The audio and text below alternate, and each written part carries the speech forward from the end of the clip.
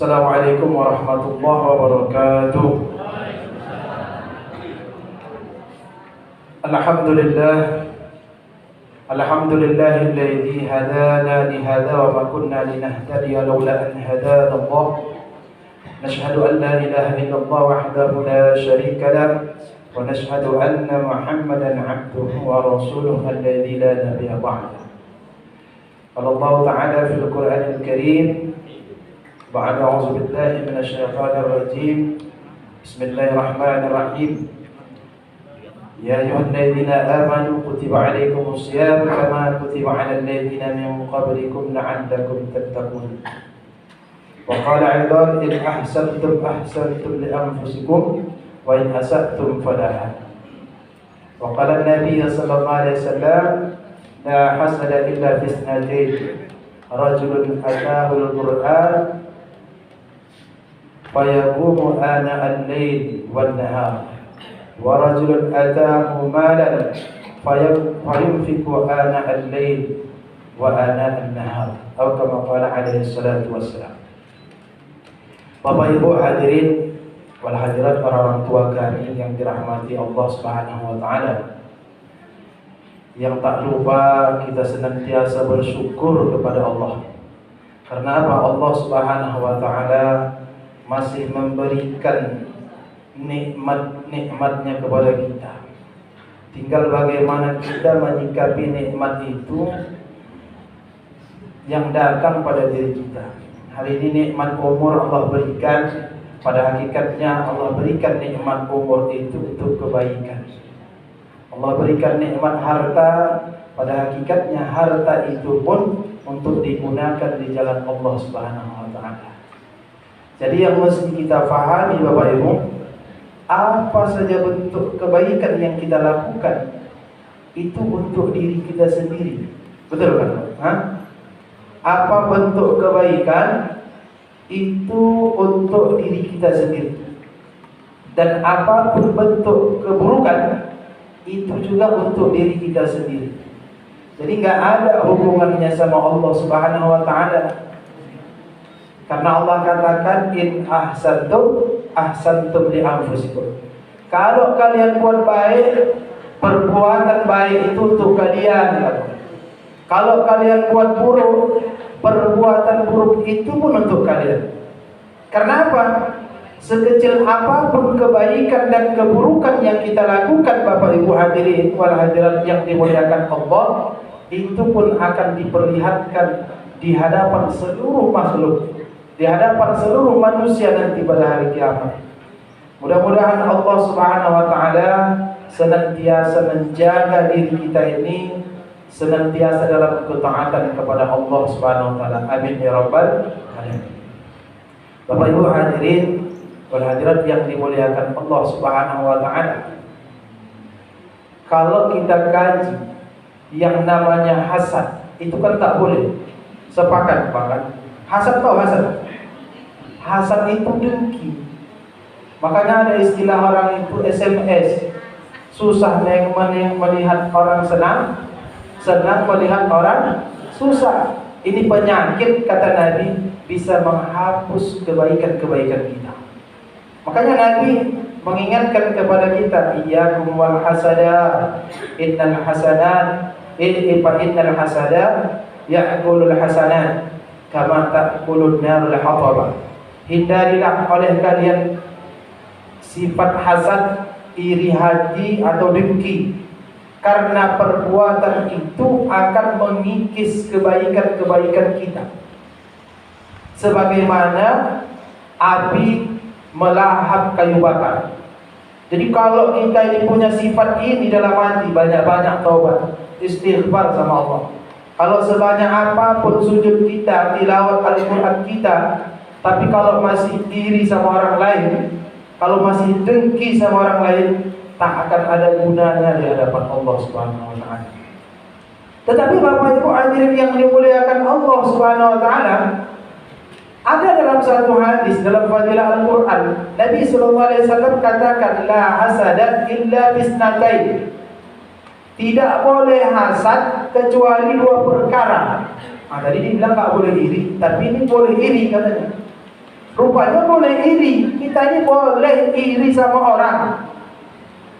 Tapi dua perkara. Apa yang pertama kata Nabi, rajulun atahul Qur'an fayaqumu ana al-laili wa ana an-nahar. Jadi orang yang dimudahkan membaca Al-Qur'an, dan Al-Qur'an itu dia gunakan, dia baca siang dan malam. Jadi kalau ada orang rajin membaca Al-Quran, jangan malah kita lemahkan dia. Pas puasa aja rajin itu, nanti udah nggak puasa, udah nggak dibacanya lagi. Bukan begitu. Yang dimaksud Nabi Sallallahu Alaihi Wasallam itu iri itu kayak mana aku bisa sibuk sama macam sebulan. Kadang-kadang habis tadarus mengaji dia. Awak kalau habis tadarus ngapain? Hah? Mau ngopi di luar, tarik sebatang dua batang, kira-kira udah jam 11 balik ke rumah tidur. Padahal waktu yang paling afdal membaca Al-Quran itu sebetulnya malam hari. Al-Quran itu turun Bapak Ibu ketika di malam hari, bukan di sore, bukan di pagi, tapi di malam hari. Mulai menjelang maghrib sampai menjelang pagi. Itulah Al-Quran diturunkan Allah Subhanahu wa Ta'ala. Kan kita dengar itu, matla'il fajr, kan gitu. Sampai terbenam matahari. Jadi Bapak Ibu hadirin yang dimuliakan Allah Subhanahu wa Ta'ala, kalau ada orang rajin mengaji, hatam pula selama 2 bulan Ramadan ini, Masya Allah, ini mesti kita apresiasi, mesti kita dukung. Kalau bisa ada rezeki sedikit, sisihkan sama dia. Nah itu kalau ada, maksudnya. Kalau nggak ada, ya doakan aja lah. Makanya boleh kita ini iri kepada orang yang diberi kepahaman Al-Quran. Di dalam hadis itu dikatakan sebetulnya orang yang menghafal Al-Quran. Jadi kita ini tak bisa hafal 30 juz, minimal apa? Juz 30. Kalau tak bisa menghafal 30 juz, minimal hafal juz 30. Begitu. Mesti kalau dalam urusan akhirat kata Allah Subhanahu wa Ta'ala, Bapak Ibu, fastabiqul khairat. Kalau dalam urusan dunia kata Nabi, antum a'lamu bi umuri dunyakum. Kalau urusan dunia Nabi tak ikut campur. Nabi itu kalau urusan dunia. Karena kita ini lebih lihai, lebih pacak, lebih jago dari kalau dalam urusan dunia. Kayak mana bisa ngolah duit 100 menjadi 100 juta. Nah, itu kita yang tahu tuh. Nah itu kalau urusan dunia.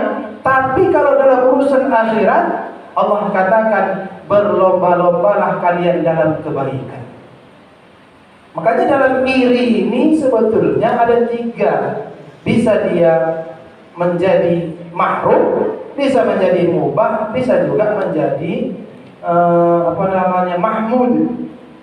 Jadi kalau mahrum itu ketika kita itu gak suka melihat orang melakukan kebaikan, ini haram hukumnya.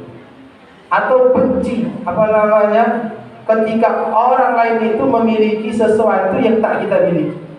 Karena pada hakikatnya Bapak Ibu hadirin, orang yang iri dengki itu biasanya besar dunianya itu. Siapa yang katakan Allah wailul likulli humazatin. Jadi kalau ada kawan-kawan kita lagi macam ibu ini, kalau pergi nanti belanja apa, datang nanti kawannya bilang, oh ibu dia bagus istighfar aja ibu, gak usah didengar, gak usah dicabut, tinggalkan aja deh. Karena ini orang-orang ini kalau istilah sekarang itu namanya julid. Ada julid namanya. Ada orang sekarang istilahnya julid, judas lidah namanya. Kalau nengok orang buruknya aja, tak pernah baiknya. Kalau kita ini senantiasa melihat kebaikan orang, itu biasanya ahli surga itu. Tapi kalau orang suka menengok keburukan orang, alamat dia jadi ahli neraka itu. Jadi kita ini banyak-banyak menengok kebaikan orang. Kalau nengok orang, oh. Sedangkan Nabi Isa alaihissalam ketika orang Hawariyin dia bawa ke tempat sampah, tiba-tiba ada situ bangkai anjing. Maka Isa alaihissalam katakan kepada orang-orang Hawariyun, bagaimana menurutkan pendapat kalian mengenai anjing ini? Ya tentulah orang-orang mengatakan, ini kan anjing wahai Nabi Allah. Udahlah anjing, bangkai pula lagi. Kata Nabi Isa, ada nggak kebaikannya? Mana ada kebaikannya? Tapi Isa alaihissalam senantiasa melihat kebaikan, bukan saja manusia, tapi makhluk-makhluk Allah pun senantiasa dia berprasangka baik. Apa kata Nabi Isa? Ada kebaikannya. Giginya putih katanya. Jadi kalau kita tengok orang itu yang baiknya aja. Karena orang kalau biasanya punya sifat iri itu karena tak mampu melakukan atau nggak suka kebaikan itu ada dalam diri orang tersebut. Kemudian yang kedua, Bapak Ibu hadirin yang dimuliakan Allah Subhanahu wa taala, rajulun atahu malan. Orang yang Allah anugerahkan harta. Hartanya itu kata Nabi, dia infakkan siang dan malam. Jadi perkara dermawan ini Bapak Ibu bukan karena kaya.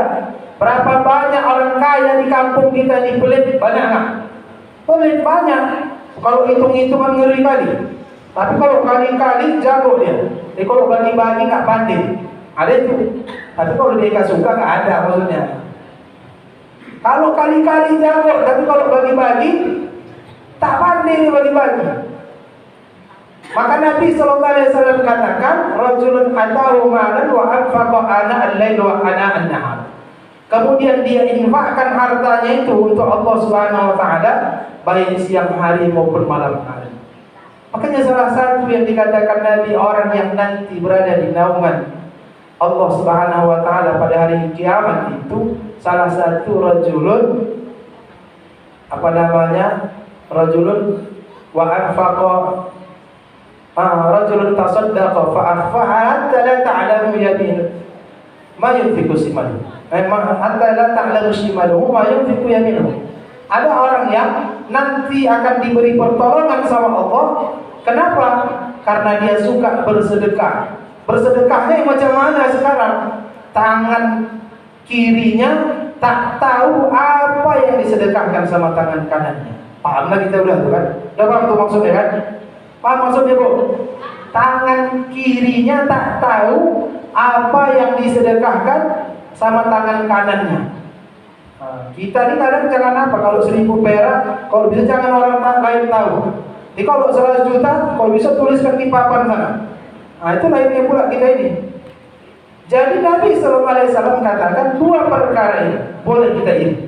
Orang yang diberi harta, tapi dia pemurah. Kalau jumpa orang mau ngasih duit, ada yang kayak gini begitu, Pak. Di masjidnya ada yang gitu, paling orang gitu.